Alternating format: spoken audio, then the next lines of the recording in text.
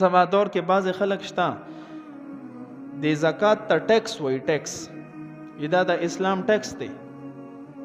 بعض ملحدین شته او بیا بطور استهزاء بطور خندا چې دا د اسلام به د مسلمانانو یو ټیکس مقرر کړی دی. داسې نه ده جی، د ټیکس او د زکات په مابین کې د ځمکې او د اسمان عمره فرق دی. نو تاسو ته یو څو فرقونه وایم. ټیکس چې دی، زکات چې انسان ورکوي دا عبادت دی او ټیکس عبادت نه دی. غټ فرق یو دا دی. دویم، زکات د الله او د الله د رسول صلی الله علیه وسلم حکم دی او ټیکس د الله او د الله د رسول حکم نه دی. دریم فرق، زکات چې د مالدارو نه اخیستل کیږي، فقیرانو غریبانو ته ورکول کیږي، او ټیکس د غریبانو نه اخیستل کیږي او مالدارو ته ورکول کیږي. په دې بیلونو کې څومره ټیکسونه دي، دا څومره سربراهان خلک دي، دوی سره روره خسته خسته گاډي، خسته بنگلې، خسته انتظامات، دا ټول د کم ځای نه راځي، خو زموږ ستا د وینې نه وباسي که نه.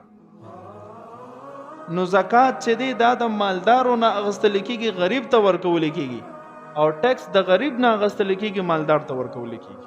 څومره فرق دی پکې. څلورم فرق دا چې د زکات دپاره الله رب العزت نصاب ایښی دی چې دومره نصاب در سره وي نو څلوېښتمه حصه به راواخلې فقیر له به ورکې. د ټیکس دپاره هېڅ قسم نصاب نشته. کو یو د ټاټکي مزدور وي او د ورځې 1,000 روپۍ ګټي، هغه به هم ټیکس ورکوي. کو یو سړی 1,00,000 روپۍ ګټي، هغه هم ټیکس ورکوي. دې دپاره وروره هېڅ قسم نصاب نشته.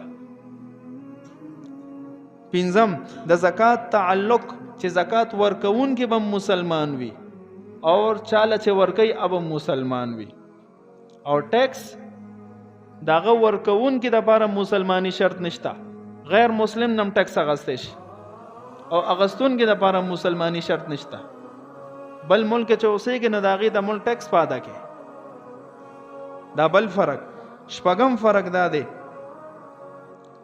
چې په زکات کې شریعت مونږ ته حصه مقرر کړې ده. مونږ ته ویلي دي چې ستاسو څومره ملکیت دی د هغې 40 حصه به رالی زیاته نه، او د ټیکس د خلکو په مونږ باندې نصاب مقرر کړی دی چې بس دومره مال به راکې. د هغې اوس مقرر دی څوک چې څومره کې اوول. دا بل فرق شو. اووم فرق دا چې د زکات چې کله نظام جاری وي نو د مالدار او د غریب په مابین کې محبت وي، الفت وي، د غریب دعاګانې وي مالدار سره، دغه ضرورت پوره کیږي.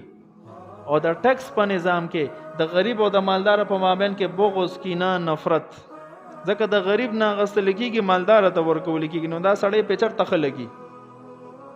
نو دومره فرقونه دي.